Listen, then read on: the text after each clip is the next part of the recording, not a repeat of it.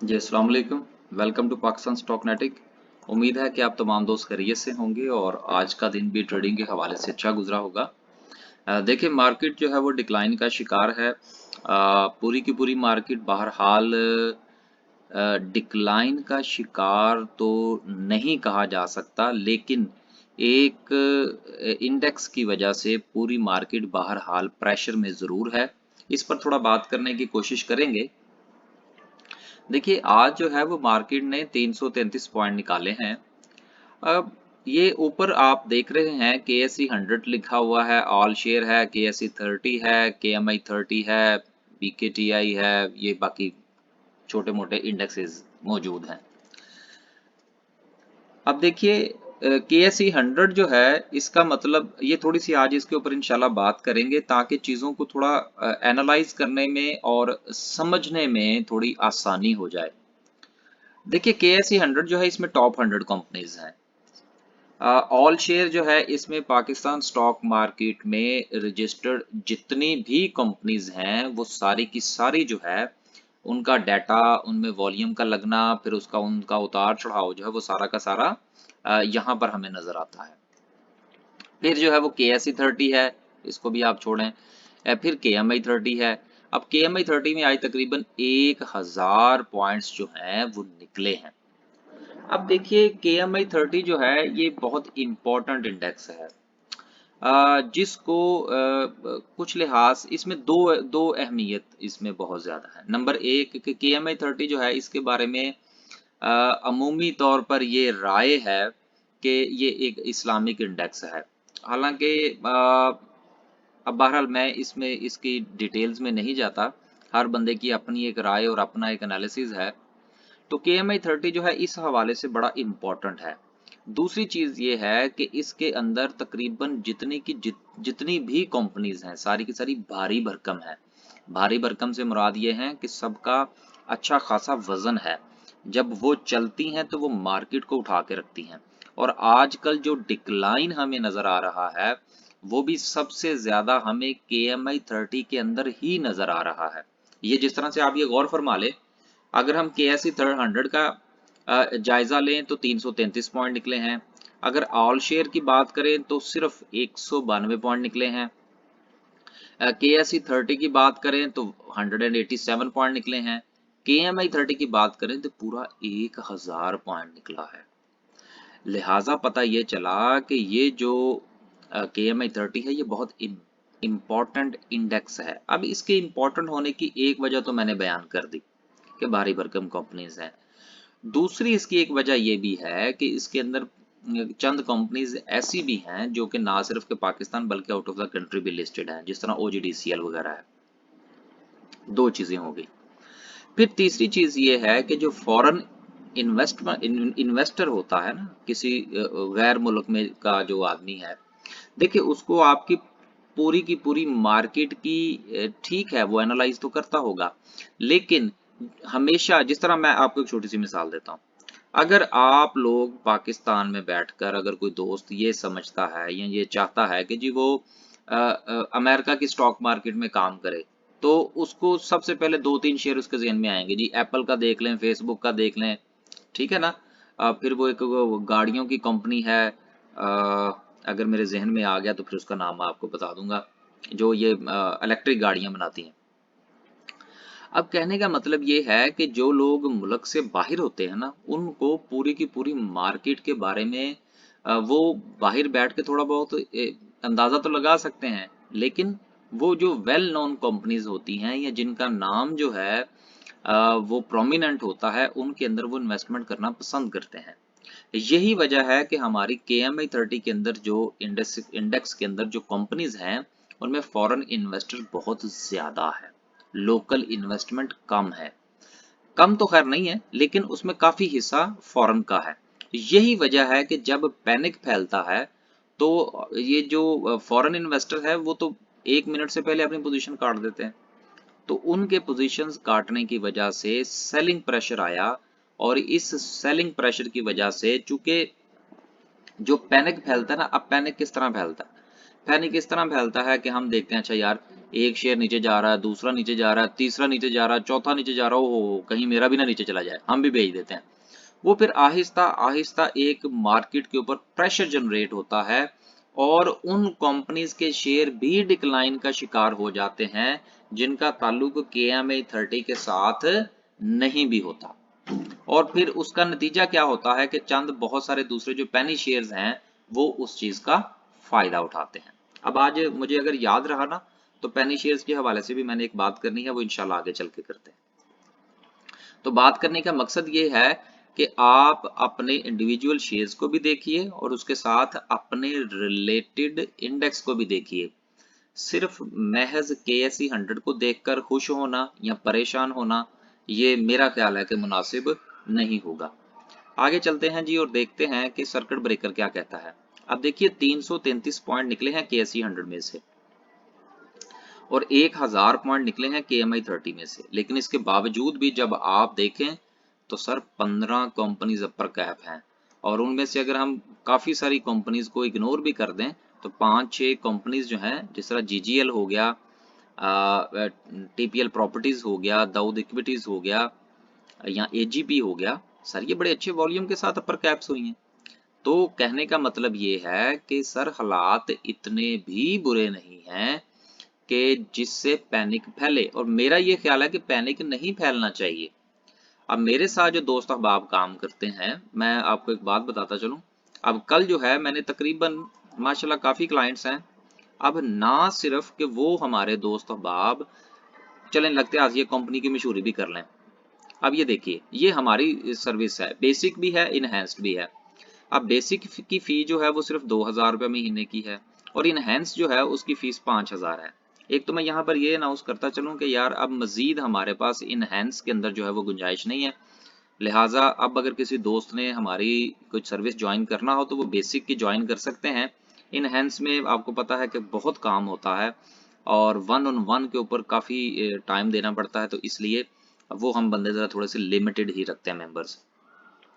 अब देखिए हालांकि मेरे पास इनहेंस के भी दोस्त हैं, बेसिक के भी हैं, तो कल मैंने सबको ही मैसेज किया कि जी आप जो है वो अपना पोर्टफोलियो मेरे साथ शेयर करें, और मैंने तकरीबन तकरीबन अपने हर क्लाइंट के पोर्टफोलियो का जायजा लिया और मुझे कुछ ठीक है, काफी जगह पर कुछ ऊपर नीचे भी था, लेकिन काफी हद तक मुझे इत्मीनान रहा कि कोई हालात इतने ज्यादा खराब नहीं है हमारे क्लाइंट्स के हवाले से। हाँ, कुछ हैं ऐसे, कुछ बाइंग सेलिंग इधर उधर की हुई हुई है।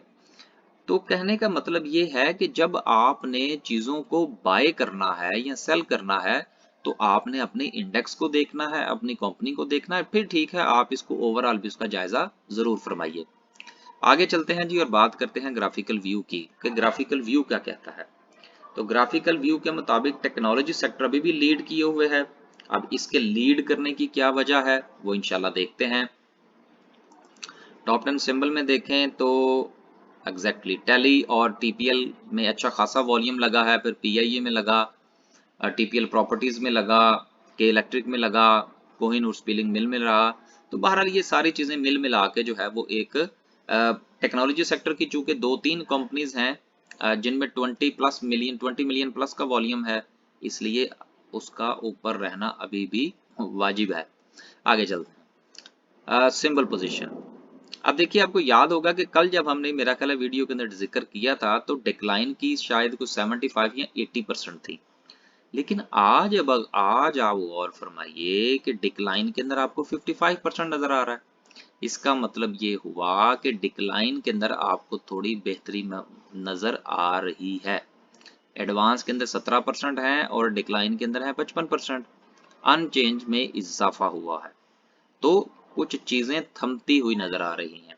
क्योंकि ठीक है फॉरेन इन्वेस्टर ने अपना पैसा निकाला, उनकी मर्जी है यार, हम तो उनको कुछ नहीं कह सकते। हर बंदे की इन्वेस्टमेंट है, उसका हक बनता है कि वो जब चाहे इन्वेस्ट करे और जब चाहे वो इन्वेस्टमेंट निकाल ले। लेकिन यहाँ पर मैं एक बात जरूर करता चलूं कि यार हमें ज्यादा से ज्यादा कोशिश ये करनी चाहिए कि हमारी कंपनीज जो हैं उनका उनका स्टेक जो है वो हमारे अपने हाथ में होना चाहिए। उनके ज्यादा से ज्यादा शेयर्स हमारे पास होने चाहिए। जब शेयर्स आपके पास होंगे तो फिर डिसीजन भी आप ही करेंगे। बहरहाल इसके ऊपर फिर इंशाल्लाह कभी बात करेंगे, कभी जहन में आ गया तो।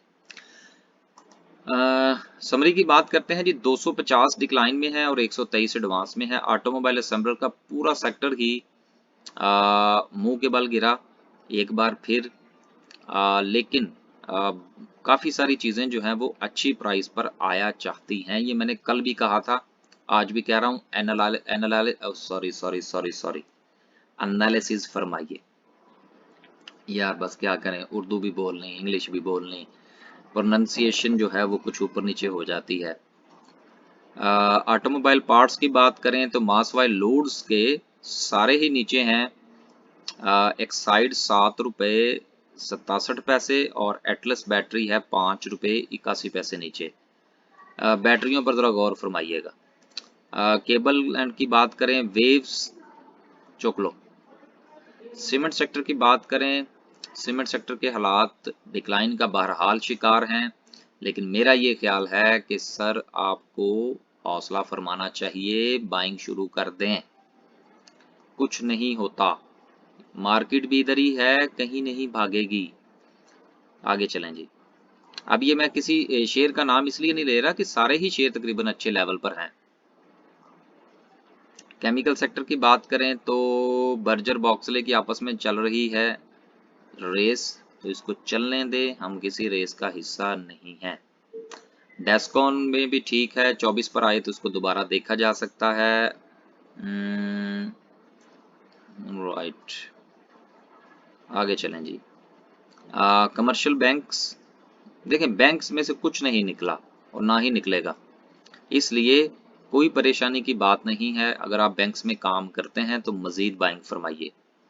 इंजीनियरिंग सेक्टर में भी मिला जुला सा रुझान है, लेकिन इसके हालात जो हैं वो सीमेंट सेक्टर की निस्बत बहुत बेहतर हैं। उसकी रीज़न ये है कि सीमेंट सेक्टर के अंदर जो भारी भरकम शेयर्स हैं ना, ख़ास तौर पर डीजी खान हुआ, लकी सीमेंट हुआ, मैपल लीफ हुआ, तो चूंकि ये उसमें शामिल हैं, क्या कहते हैं जी इसको, KMI 30 में, तो उसका प्रेशर जो है वो बहरहाल जारी है। तो आने दें, प्रेशर जितना आता है कोई बात नहीं, कुछ नहीं होता। केमिकल को छोड़ें, आगे चलें जी। इंजीनियरिंग सेक्टर की बात कर रहे थे, तो इंजीनियरिंग के हालात बहरहाल बेहतर हैं, किसकी निस्बत, सीमेंट सेक्टर की निस्बत। हाँ, या पेनी शेयर्स के हवाले से मैं बात कर रहा था। देखिए, पेनी शेयर्स जो हैं उनके अंदर एक अच्छी मूव जो है वो नज़र आ रही है और लग भी गई है, लेकिन मेरा ये ख्याल है कि अब जो है ना वो आप कुछ ज़्यादा झूला झूलने की बजाय आप ज़रा उसमें से एग्जिट लेना शुरू करें, आपके लिए बेहतर होगा। माफ़ कीजिएगा, ये नहीं कि मैं पेनी शेयर्स में नहीं काम करता, सर मैं भी करता हूँ। आपको मैंने याद होगा, जो DFML है, मैं तो सर ये सब में काम करता हूँ, लेकिन सिर्फ आपको बताने का मकसद ये है कि सर देखिए, इस किस्म की कंपनीज के अंदर बाइंग सेलिंग ज़रूर करनी चाहिए, लेकिन कैपिटल गेन लेके साइड पे हो जाना चाहिए, क्योंकि ये इसमें अगर आप एक बार फंस गए तो उसमें लॉस बुक के अलावा आपके पास कोई दूसरा ऑप्शन नहीं रहेगा। लिहाजा बातों में आने की कोई ज़रूरत नहीं है। चीज़ें जो हैं वो चलती हैं टेक्निकल्स और फंडामेंटल्स की बुनियाद पर। एक जगह पर प्रेशर आएगा तो हमेशा उसका इम्पैक्ट वहां से लोग निकलेंगे और निकलकर वो दूसरी साइड में स्विच ओवर करेंगे। लेकिन मेरा ये ख्याल है कि इस वक्त पेनी स्टॉक्स में से निकलकर दूसरी तरफ स्विचिंग का टाइम है। स्विचिंग ऑन राइट टाइम, ठीक है ना, इज अ की टू सक्सेस। इंग्लिश मारी आज फिर हैं। आगे चलते हैं। फर्टिलाइजर सेक्टर की बात करें तो ठीक है यार, फर्टिलाइजर सेक्टर में मास वाई एग्रो कारपोरेशन के किसी के ऊपर कोई खास इम्पैक्ट नहीं है। एंग्रो नीचे जा रहा है, इंतजार मेरा ख्याल है और मजीद नहीं करना चाहिए। फूड सेक्टर की बात करें तो चीज़ें काफ़ी ज़्यादा डिक्लाइन का शिकार हैं। नेशनल फूड में से आज मजीद 2 रुपये निकले हैं, हालांकि इसका रिजल्ट भी अच्छा है, डिविडेंड भी है, सब कुछ है, बोनस भी है, लेकिन फिर भी ये नीचे है।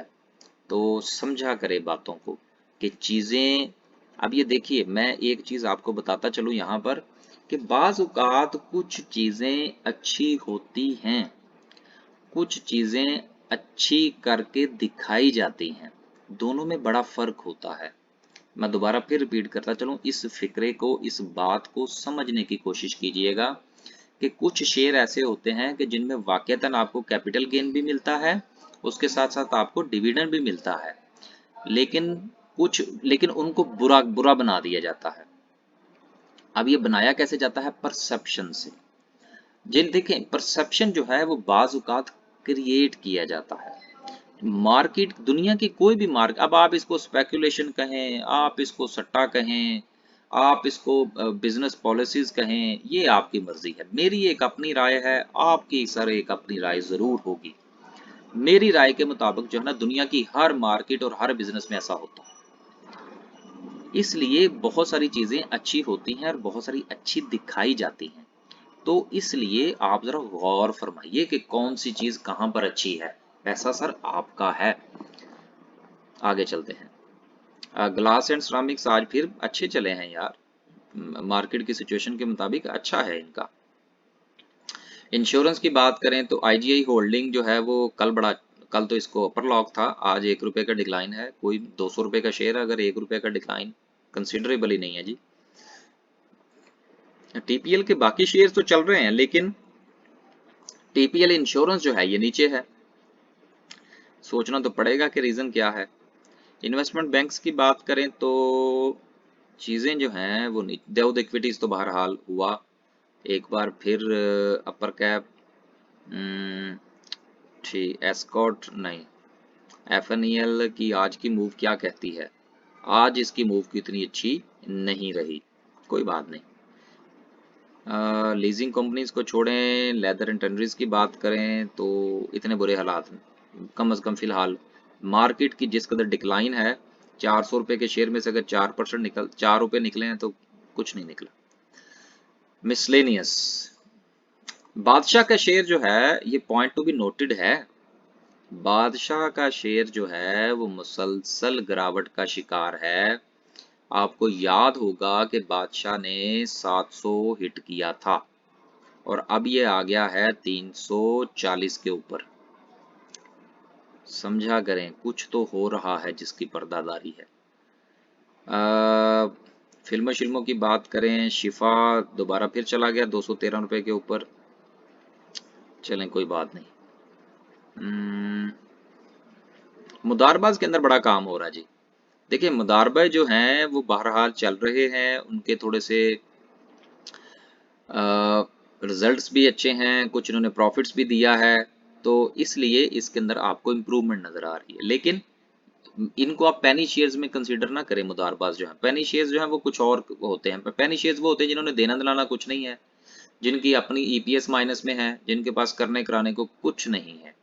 उनसे जरा आप कैपिटल गेन लेके इधर उधर होने की तैयारी फरमाइए। आगे चलते हैं जी, ऑयल एंड गैस एक्सप्लोरेशन। देखिए, मेरा ये ख्याल है कि इनको जिस कदर मार पड़ना थी शायद पड़ चुकी है, और अब there is a time to bounce back. समझा करें। Oil and gas marketing companies हैं, इसमें भी कोई चीज ज्यादा बुरा हाल नहीं है, चीजें ठीक नजर आ रही हैं मुझे तो। पेपर एंड बोर्ड की बात करें तो मैरियट जो है वो पॉजिटिव है और बाकी सारे के सारे हैं नेगेटिव। सिक्योरिटी भी है, ठीक है। मेरा ख्याल है ये जो बड़े, अगर आप बड़े शेयर्स में काम करना चाहते हैं तो चिराट और पैकेजेस जो हैं ये इतने बुरे लेवल पर नहीं है। फार्मास्यूटिकल में आज एजीपी ने छक्का मारा, बल्कि अट्ठा मारा और अपर कैप हुआ, बहुत अच्छा। सिटी फार्मा में भी बहुत अच्छा बाउंस बैक रहा, लेकिन बाकी चीजें अभी भी नीचे की तरफ हैं। सर्ल के अंदर भी 3 रुपए 55 पैसे का इजाफा रहा और वॉल्यूम भी अच्छा है। चले, गुड हो गया। आगे चलते हैं जी, पावर जनरेशन की बात करें तो पावर जनरेशन में आज भी अच्छे हालात हैं। एंग्रो पावर जिन कादरपुर जो है वो एक्स डिविडेंड हुआ, इसका 1.5 रुपए का डिविडेंड है, और जिनके पास है वो इंजॉय फरमाइए। बाकी कैपको में से सिर्फ 12 पैसे निकले हैं। निषाद चुनिया, निषाद पावर जो है वो आज पॉजिटिव रहा। Power generation and distribution, sir ji market के तो सारे सेक्टर ही अच्छे लेवल पर हैं, रिफाइनरीज भी अच्छे लेवल पर आ गई हैं। शुगर की बात करें, नहीं करेंगे यार। सिंथेटिक को भी छोड़ें। टेक्नोलॉजी एंड कम्युनिकेशन में हम नेटवर्क 6.5 पे आए तो देख लीजिएगा। नेटसोल देखा जा सकता है। आगे चलते हैं जी। टेक्सटाइल कंपोजिट को छोड़ दें, टेक्सटाइल स्पिनिंग को भी छोड़ें, वीविंग को भी छोड़ें, टोबैको की बात करें, ट्रांसपोर्ट, ट्रांसपोर्ट में पीआई बीटीएल के हवाले से मैंने शायद किसी को कहा या नहीं कहा, लेकिन नॉट बैड। पीआईए के अंदर जो है वो इसने लगाया 6 रुपये 22 पैसे का हाई और वापस ये आ गया 5 रुपये 72 पैसे पर। आगे चलते हैं जी, आगे कुछ नहीं है, बात करते हैं आज की कैंडल की। देखें आज की जो कैंडल है गो के उसके अंदर एक काफी बहुत लंबा चौड़ा डिक्लाइन आपको नजर आ रहा है, एक बड़ी कैंडल बनी है और डिक्लाइन भी को 300 350 पॉइंट्स का है, अच्छा खासा डिक्लाइन है। आपको याद है कि ये लाइनें जो हैं ये हमने पक्की पक्की लगा रखी हैं और ये देखिए ये हमारे मेरी अपनी राय में ये सपोर्ट एंड रेजिस्टेंस हैं। कोई ज़रूरी नहीं है कि आप इसको फॉलो करें, सपोर्ट एंड रेजिस्टेंस का कोई थंब रूल नहीं है, आप अपनी मर्जी के मुताबिक जहां पर आपको मुनासिब लगे आप सपोर्ट एंड रेजिस्टेंस बना सकते हैं। अब देखिए, अब मैं इसकी सपोर्ट एंड रेजिस्टेंस करने लगा हूं चेंज। अब ये बन गई मेरी नज़र में मार्केट की रेजिस्टेंस और सपोर्ट जो है वो अपनी जगह पर बहरहाल कायम है। और मेरा ये ख्याल है कि मार्केट की जो सपोर्ट है वो 46,000 है। आ, आपको याद होगा कि 47 और 48 के दरमियान मार्केट घूमती रही है, अब शायद मार्केट 46 और 47 के दरमियान घूमेगी और मेरा ये ख्याल है कि मार्केट को 46,000 से बाउंस बैक करना चाहिए और आपको बाइंग की तैयारी करनी चाहिए कल से। सीमेंट सेक्टर में आप बाइंग फरमा सकते हैं, फूड सेक्टर में आप बाइंग फरमा सकते हैं, पावर जनरेशन में कर सकते हैं, ऑयल एंड गैस एक्सप्लोरेशन में कर सकते हैं। सारी कंपनीज अच्छे लेवल्स पर हैं। देखिए मैं अक्सर कहा करता हूं कि गिरती हुई मार्केट में खरीदना और चढ़ती हुई मार्केट में बेचना ये सारे शेयरों का ही काम होता है, आम बंदे के बस की बात नहीं होती। आज के लिए सिर्फ इतना ही, खुश रहें, आबाद रहें। कल मैंने एक सवाल पूछा था लेकिन शायद मैं उसको सही तरह से एक्सप्लेन नहीं कर पाया। माशाल्लाह बहुत सारे लोगों ने जवाब भेजे, लेकिन सवाल जो था वो मेरा कुछ और था, लेकिन वो उसकी अंडरस्टैंडिंग के लिहाज से जवाब थोड़े से डिफरेंट आए। मैंने सवाल ये पूछा था कि क्या कभी आपके साथ ऐसा हुआ कि हालात में तो किसी किस्म की कोई तब्दीली नहीं है, बात पे जरा गौर कीजिएगा, आपके हालात में किसी किस्म की कोई तब्दीली नहीं है, ना आपके पास आपके ऊपर कोई मुश्किल आई है, ना आपके पास कोई आसानी आई है, आप न्यूट्रल जोन में चल रहे हैं, न्यूट्रल जोन में जिंदगी बसर कर रहे हैं। तो मेरा सवाल ये था कि न्यूट्रल जोन में कभी आपको ऐसा महसूस हुआ है कि देर इज कि एकदम से आपको महसूस लगा हो रहा हो कि दरवाजे बंद हो गए और एकदम से महसूस हो के दरवाजे खुलने शुरू हो गए? इसका ताल्लुक किसी भी मूवमेंट के साथ नहीं है। काफी दोस्तों का रिप्लाई था, उसमें उन्होंने काफी चीजें बयान की कि मेरे ऊपर मुश्किल आई। नहीं नहीं, ये मुश्किल के हवाले से या आसानी के हवाले से सवाल नहीं है। बाकी इंशाल्लाह नया चैनल के बारे में काफी दोस्तों ने पूछा। यार नया चैनल जो है ना, ये मैं थोड़ा सा बता ही दूं अगर यहाँ पर मुझे नजर आ गया तो, क्योंकि मैं इसको छेड़ता नहीं हूँ, ये फिर रिकॉर्डिंग ऊपर नीचे हो जाती है। चले कल इंशाल्लाह बताएंगे कि नया चैनल जो है उसका नाम शाम क्या है। अल्लाह हाफिज।